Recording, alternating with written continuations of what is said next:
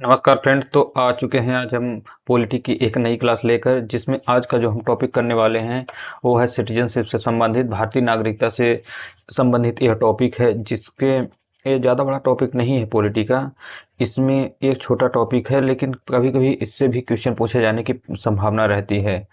तो आइए इसको शुरू करते हैं क्लास और करते हैं क्वेश्चन। तो पहला क्वेश्चन है कि नागरिकता का उल्लेख भारतीय संविधान के किस भाग में किया गया है।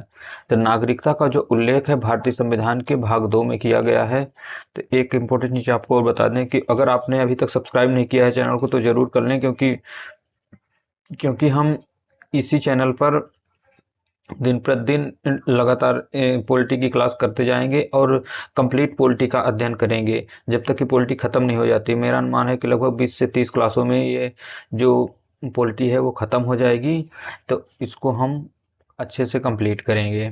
तो आज का जो टॉपिक है इसको आगे बढ़ाते हैं। नेक्स्ट है कि भारतीय नागरिकता का उल्लेख संविधान के किस भाग में किया गया है। तो इसे हम पढ़ लिए कि भाग 2 में, और जो इसके अनुच्छेद हैं अनुच्छेद 5 से 11 तक में ये खत्म हो जाता है। अगला है कि भारत में नागरिकता से संबंधित कानून कौन सा है। तो भारत की नागरिकता से संबंधित जो एक एक्ट लाया गया, कानून बनाया गया, उसका नाम है भारतीय नागरिकता अधिनियम 1955। तो ये परीक्षा में पूछा जा सकता है कि भारतीय नागरिकता अधिनियम कब आया। तो 1955 याद रखना होगा। अगला है कि संविधान के किस अनुच्छेद में नागरिकता प्राप्ति के तरीकों का उल्लेख है। तो संविधान के अनुच्छेद 5 से जो 8 हैं, 5 से 8 तक के अनुच्छेद में नागरिकता प्राप्ति करने के तरीकों का उल्लेख किया गया है। अब आते हैं नेक्स्ट क्वेश्चन में कि भारतीय संविधान में नागरिकता की व्यवस्था कितने अनुच्छेदों में की गई है। तो ये पूरे अनुच्छेद जो है 5 से 11 तक, इनमें नागरिकता से संबंधित ही संपूर्ण प्रावधानों का उल्लेख मिलता है। अब आते हैं अगले कि भारत में जन्म से नागरिकता कैसे प्राप्त होती है। तो भारत में जन्म से नागरिकता प्राप्त होती है कि यदि व्यक्ति का जन्म 26 जनवरी 1950 से पहले भारत में हुआ हो तो नागरिकता भारत को मिल जाएगी। या कि उस भारत में जन्म से नागरिकता कैसे प्राप्त होती है। तो ये 1955 में था कि भारत को उन लोगों को नागरिकता प्राप्त हो गई जिनका जन्म 26 जनवरी 1950 से पहले हुआ था। अगला है कि पंजीकरण द्वारा नागरिकता किस अनुच्छेद में दी गई है। तो पंजीकरण की जो नागरिकता है ये भारतीय नागरिकता अधिनियम 1955 में पंजीकरण द्वारा नागरिकता के प्रावधान किया गया है। अब आते हैं नेक्स्ट, नागरिकता समाप्त करने का प्रावधान किस अनुच्छेद में है। तो नागरिकता को जो समाप्त करने का प्रावधान है, इसके लिए बहुत इंपॉर्टेंट क्वेश्चन है, याद रखना होगा कि अनुच्छेद 9 नागरिकता को समाप्त करने का प्रावधान किया गया है। अगला है नागरिकता अधिनियम 1955 के तहत नागरिकता छीनने का क्या कारण हो सकता है। तो नागरिकता को छीने जाने का कारण सबसे इंपॉर्टेंट तो ये हो जाता है देशद्रोह। अगर कोई व्यक्ति देश के खिलाफ कोई कार्य करता है जिससे देश को नुकसान पहुंचता है तो देशद्रोह के मामले में नागरिकता छीनी जा सकती है। साथ ही गलत जानकारी देने के कारण भी नागरिकता छीनने जाने का कारण हो सकता है। और अगला क्वेश्चन है कि संविधान के किस अनुच्छेद में संसद को नागरिकता कानून बनाने का अधिकार दिया गया है। तो अनुच्छेद 11 ए प्रावधान करता है कि संसद नागरिकता से संबंधित कोई भी कानून बना सकती है। अब आते हैं अगले क्वेश्चन की ओर कि विधि द्वारा नागरिकता समाप्त होने की प्रक्रिया किस अधिनियम में है। तो विधि द्वारा नागरिकता समाप्त होने की जो प्रक्रिया का वर्णन है वो भी भारतीय नागरिकता अधिनियम 1955 में दिया गया है। अब आते हैं अगले में कि भारत में जन्म से नागरिकता के प्रावधान किस अधिनियम में दिए गए हैं। तो भारत में जन्म से नागरिकता का प्रावधान का अधिनियम 1955। नागरिकता से संबंधित जो भी प्रावधान है मूल रूप से वो भारतीय नागरिकता अधिनियम 1955 में वर्णित है। अब आता है नेक्स्ट, प्रकटीकरण से नागरिकता प्राप्ति के लिए कितने वर्षों तक भारत में निवास आवश्यक है। तो प्रकटीकरण से भारत में जो नागरिकता की प्राप्ति के लिए समय निर्धारित किया गया है वो 12 वर्ष की। कोई व्यक्ति अगर भारत में आकर 12 वर्ष तक निवास करता है तो उसे नागरिकता दे दी जाएगी, नागरिकता प्राप्त हो जाएगी। दोहरी नागरिकता की अनुमति भारत में दी गई या नहीं। तो भारत में जो है वो एकल नागरिकता का प्रावधान है। ठीक जैसे अमेरिका में क्या होता है कि वहाँ दोहरी नागरिकता का प्रावधान है, एक व्यक्ति को राज्य की तरफ से नागरिकता मिलती है, एक केंद्र की सरकार की ओर से। लेकिन भारत में सिर्फ एक ही नागरिकता का प्रावधान है। अगला है कि विदेश में रहने वाले भारतीय नागरिकों के लिए कौन से अनुच्छेद में प्रावधान है। तो विदेश में रहने वाले जो भारतीय नागरिक हैं उनसे संबंधित जो प्रावधान है वो अनुच्छेद 8 में वर्णित है। नेक्स्ट स्लाइड में है कि नागरिकता संशोधन अधिनियम 2019 किस श्रेणी के शरणार्थियों के लिए लागू है? तो नागरिकता संशोधन अधिनियम 2019 अफगानिस्तान, बांग्लादेश, पाकिस्तान से आए हुए 3 देश आपको याद रखने हैं कि अफगानिस्तान, बांग्लादेश और पाकिस्तान, और इससे आए हुए हिंदू, सिख, बौद्ध, जैन, पारसी और ईसाई जो शरणार्थी हैं, इनको नागरिकता संशोधन अधिनियम 2019 से प्रावधान किए गए हैं। इसी को जिसे क्या बोला गया था, एन एन नाम नहीं याद आ रहा है मुझे भी ना। अफगानिस्तान, बांग्लादेश, पाकिस्तान से आए हिंदू, सिख, बौद्ध, जैन, पारसी, ईसाई को नागरिकता देने से संबंधित प्रावधान, जो कि ये नागरिकता संशोधन अधिनियम 2019 में दिया गया। आता है अगला, नागरिकता अधिनियम 1955 में कितने संशोधन किए गए हैं?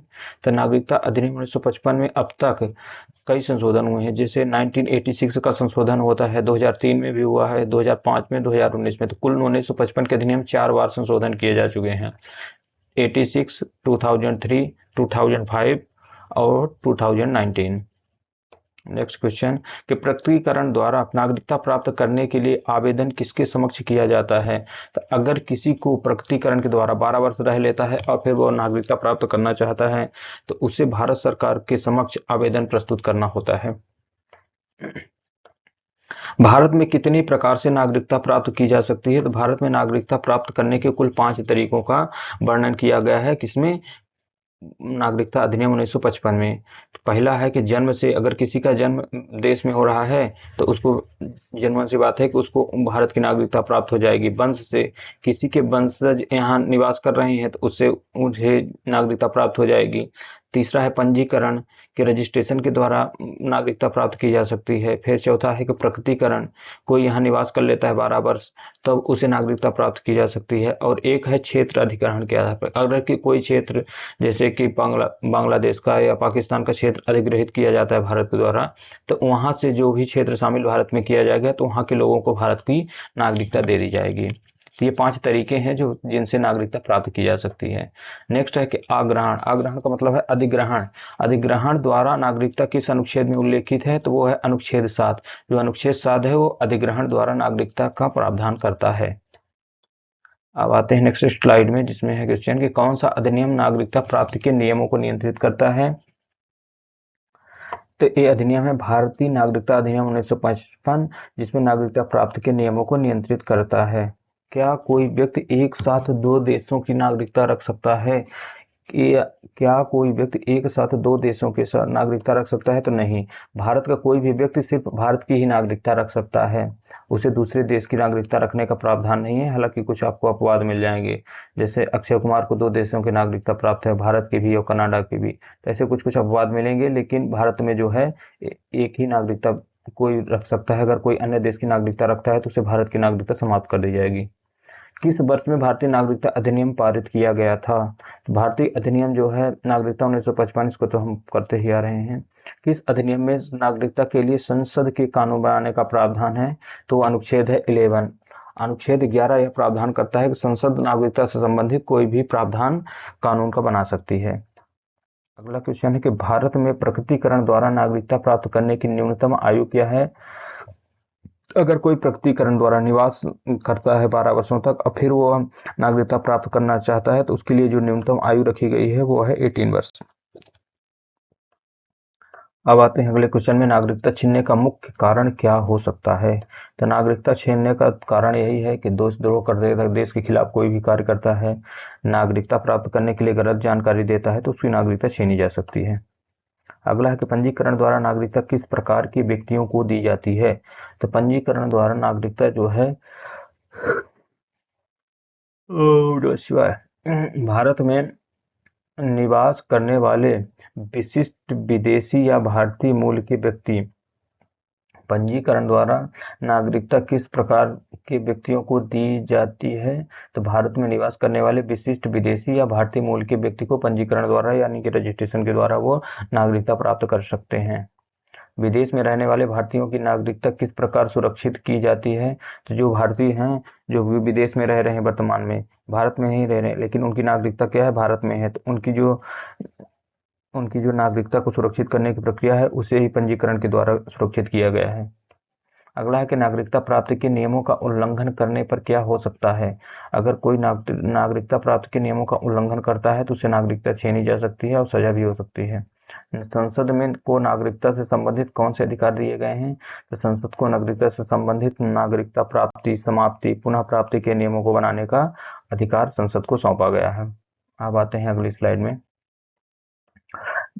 ये नेक्स्ट इसका क्वेश्चन गायब है। अगले क्वेश्चन में आते हैं। भारत में दोहरी नागरिकता की स्थिति क्या है। तो दोहरी नागरिकता की जो प्रावधान है भारत के संविधान में वो नहीं है। भारत में दोहरी नागरिकता की अनुमति नहीं देता है। संविधान में कौन सा भाग नागरिकता से संबंधित है। नागरिकता से संबंधित प्रावधान है भाग 2, जिसमें अनुच्छेद है 5 से 11 तक। नागरिकता से संबंधित नागरिकता की समाप्ति के 3 मुख्य आधार क्या है। तो 3 मुख्य आधार हैं कि कोई व्यक्ति अपनी स्वेच्छा से नागरिकता का त्याग कर देता है, या उसका किसी कारणवश नागरिकता समाप्ति हो जाती है, और एक है विलोपन। अगला है कि भारत में नागरिकता समाप्त करने का क्या प्रमुख कारण हो सकता है। तो नागरिकता समाप्त करने का प्रमुख कारण हो सकता है कि भारत के खिलाफ कोई कार्य किया जाता है, भारत के खिलाफ साजिश की जाती है, देशद्रोह किया जाता है, यही इसके प्रमुख कारण है।